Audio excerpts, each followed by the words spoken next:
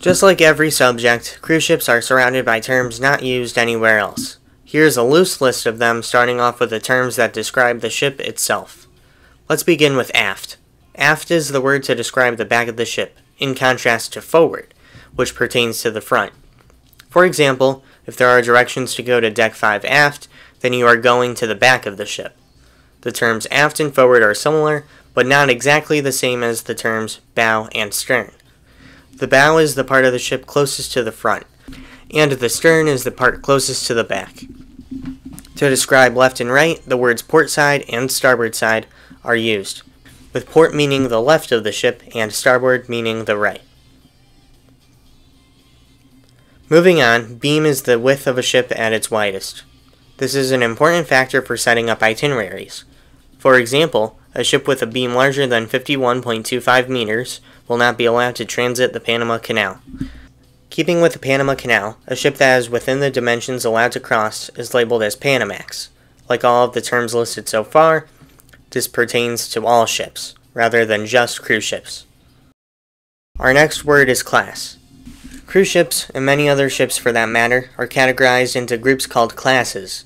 A class consists of ships with a similar layout and design.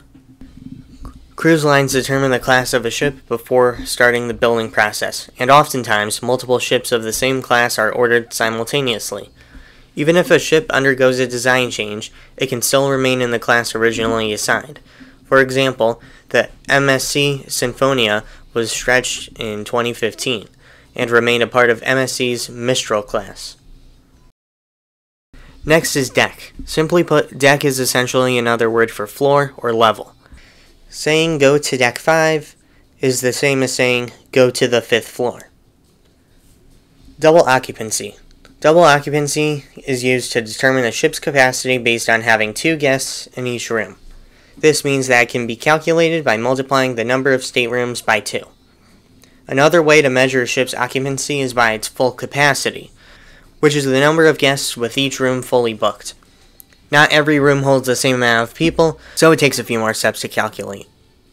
Passenger rooms on board are also known as staterooms or cabins.